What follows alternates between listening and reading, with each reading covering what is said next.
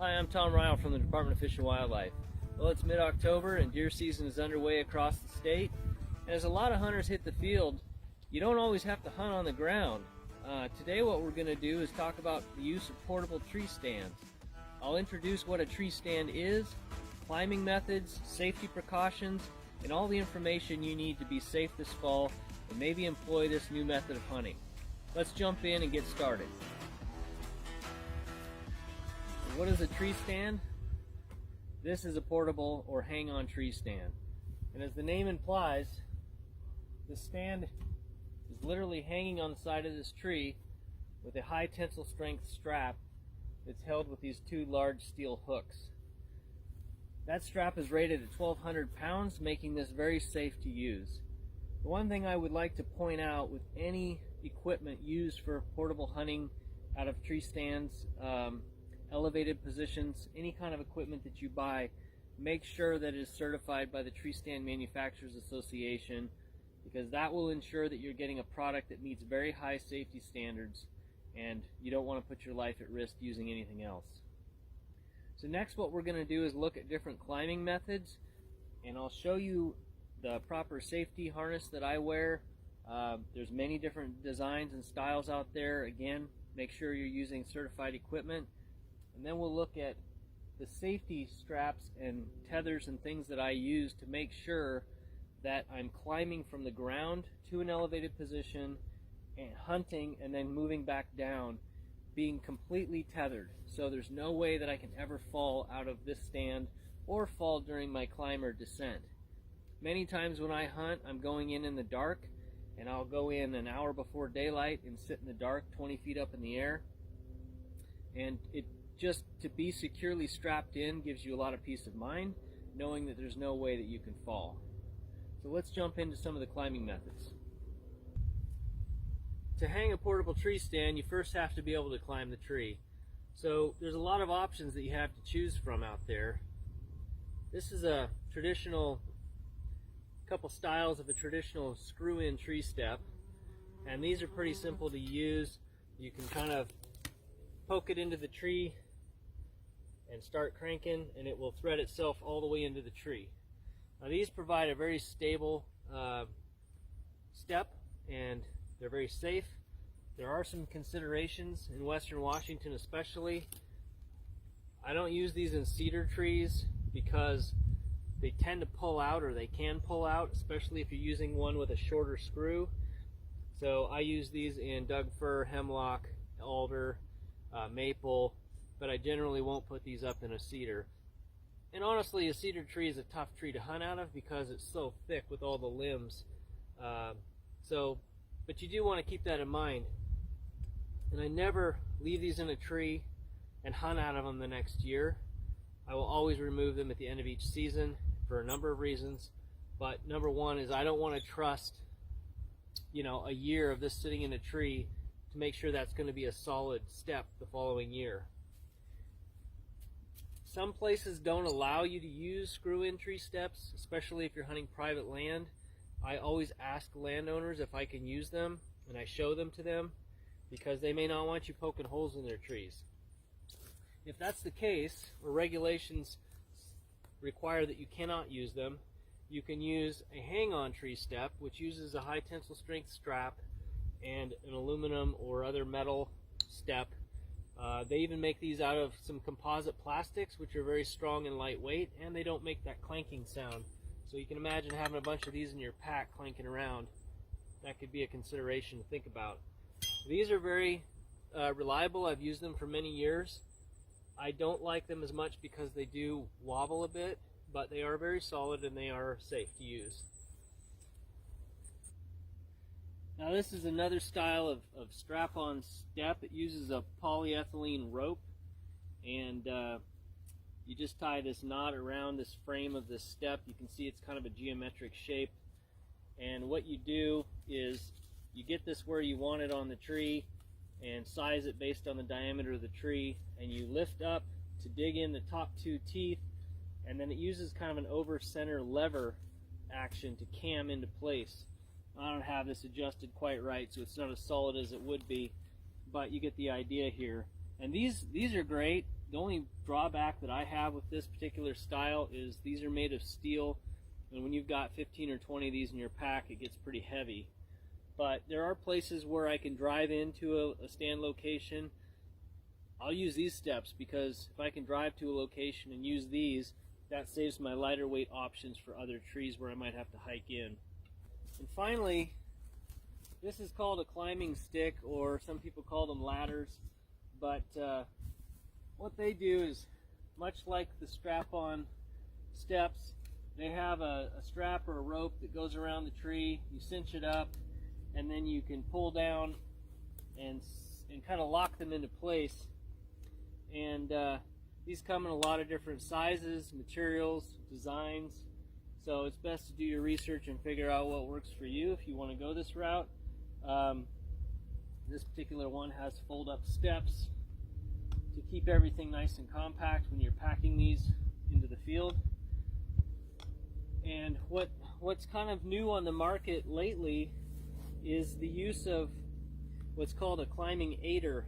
And this is made out of Amsteel, braided Amsteel material, which is stronger than steel, but this is lightweight like a piece of cord. It's a 1/4 inch thick, and what it does, you hook it up to your bottom steps, and it gives you kind of a jump start on getting to your bottom rung of your ladder. So if I had hung this on a tree, it'd be hard for me to get my leg all the way up here. But with this aider, I can come in and start climbing. And you only use these on your bottom ladder when you're close to the ground. Because if you're going in the dark or coming out in the dark, you're not going to want to be fishing around for a loop to put your foot in 20 feet up in a tree. But gives you a couple foot to jump start from the ground level. And so I really enjoy using these. So that gives us kind of an overview on all the climbing methods that are out there. Now what I'm going to do is put on a typical harness and take you back over to the tree stand, and we're going to ascend to the tree stand, get clipped in to hunt, and then descend the tree, and do that all in a safe way where we're tethered the entire time. Okay, we're back here at the tree stand, and I wanted to just step you through kind of the harness that I'm using today. Now this is considered a full body harness, and I highly recommend you only use a full body harness, because if you do fall and you're wearing just a waist strap as a safety belt, you can get seriously injured from all of your weight jarring through your midsection through a single strap. So this uses leg straps, a waist belt, full shoulder straps, and as you can see in this back tether, there's a lot of breakaways along here. And what these are designed to do is break your fall and provide a shock absorption. You'll notice a big climbing carabiner at the top. We'll talk about that when we get up to the top of the tree here. The other thing I have on this harness is what's called a climbing belt. It's got a couple heavy-duty loops that go right around your lower back, and this allows you to climb a tree and ascend the tree while being completely strapped to the tree. And there's another option if you don't have a climbing belt like this, then you can also hook into your lifeline, as they're called, and what this uses is like a Prusik knot, which slides up and down this rope, but as soon as you fall or put pressure on it, it cinches up on this main climbing rope. So these are certified climbing ropes. You can buy these aftermarket already assembled. You can create and make your own, but I would only recommend doing that if you have proper instruction from somebody who knows what they're doing. I've been making these for a number of years after buying a couple commercial ones, modeling them off the exact same cordage and carabiners and otherwise, so that I can remain safe. So the way this works is, when you're going to climb a tree, you attach into your lifeline, and as you ascend the tree, you simply slide this up as you go.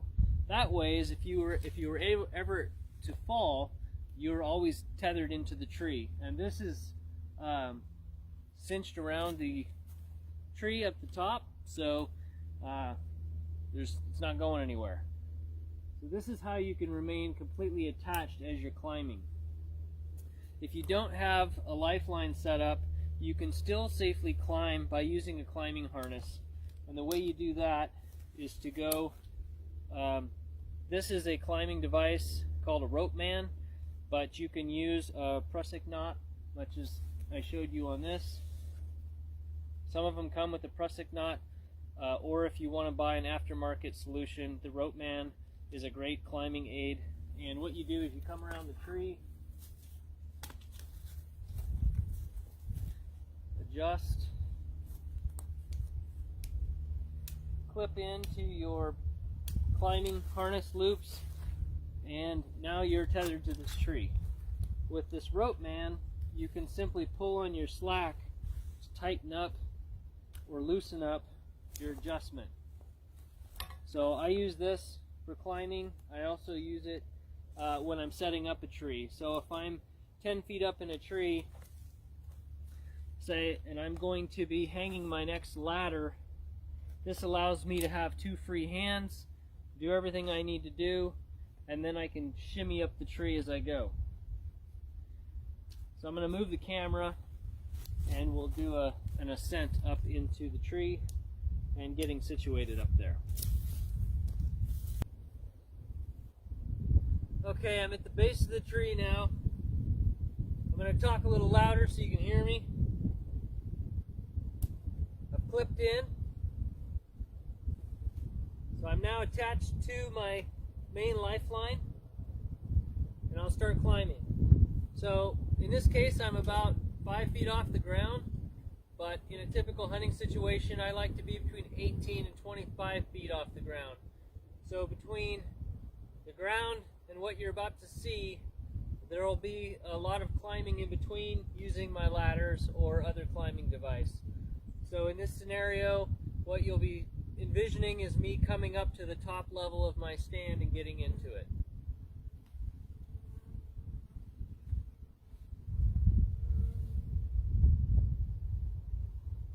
One thing I like to do when I'm setting up my stands is I like to put a screw-in tree step as a handhold when I get up to the top. I often use my seat, but this is a fold-up seat, as many of them are, and it's not as stable as a handle as I would like. I can also grab onto the frame of the stand, which I typically do, and that's always very solid. But having an extra tree step on the back of the tree gives me a place to hang my pack and gives me a solid handhold when I'm climbing in and out of the stand. Another thing that I like to mention is when you hang a stand, make sure that your first step out is at the level or just below level, so that when you come up and get into your stand, you're not making a high step.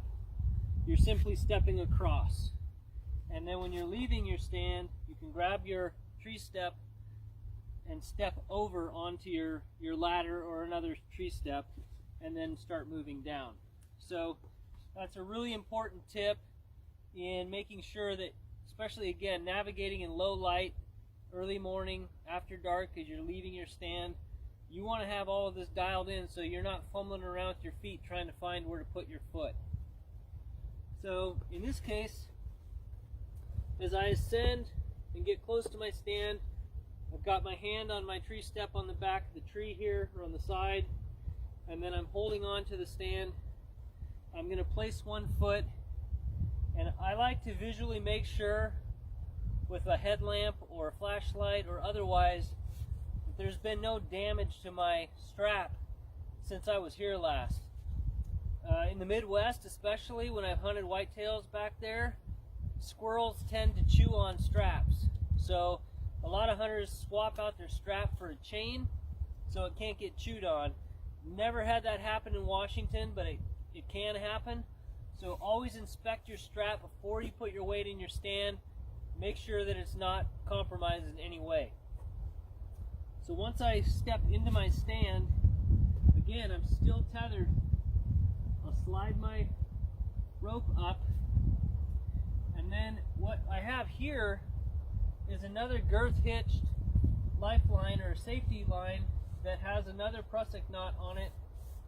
And what this does, this is my safety strap. So this lifeline is used to climb up and down the tree. I use this to actually hunt with. So what I'm going to do is swap carabiners, and now I'm fully tethered into the tree, and when I sit down to start hunting, my lifeline is laying close to the tree beside me. I've also got a bow hanger up here. I'll then use a pull-up rope, which is at the bottom of my stand. It's coiled up here, I don't have it unraveled. I'll hook that to my bow. I'll pull my bow up, hang it up here, and then when I'm hunting, all I have to do is reach over to grab my bow. That's the other thing I want to mention is never climb your tree trying to carry a gun or a bow with you. Always have it hooked up to a pull-up rope on the ground. Make sure you've got a clear access to pull it up, and only pull it up when you're strapped in, fully secured, and can lean down and pull up on your rope. So this is it. This is safe. I could tumble out of this stand and I'm only going to fall this far, right? So when you're hunting, you can flip the seat up, you can turn around, you've got shots all the way around. If you're gun hunting, same thing, you can rest your gun against the side of the tree. If you're careful and choose your selection of where you're hunting, you can, have limbs here as a rest. There's lots of things you can do. I never use branches to pull on or to use my weight on, because you'd have no idea if these are going to support you. So the best rule of thumb is don't rely on using limbs to climb or support your weight in any way. I will hang a pack off a little stub like this, or a jacket or my rattling antlers, but I'm never going to use a branch or a stub of a branch as a climbing aid. That's a really important safety tip. So at the conclusion of your hunt, you can flip your seat up. That helps keep your seat dry, by the way. Keeps that up against the tree. You can come over and you can attach your lifeline before you unattach from your tree, and then you can grab your tree step, you can grab onto your stand, step across to your top of your ladder or step, and simply start moving your way back down the tree. Now you'll notice that I'm tied in, so what you have to do is slide your lifeline down as you go. And this is great because, again, there's nothing better than having that peace of mind when you're in an elevated position to know that you can't fall. If I jump off this tree, probably wouldn't feel good to go slamming back into the trunk, but I'm not going to fall. So slide this down until you reach ground level. Disconnect and you're good to go. Well, that's going to wrap up today's video on portable tree stands and how to hunt safely and effectively from elevated positions. For more in-season tips and tactics, visit us at mywdfw.com. Have a safe and successful season, and thanks for watching.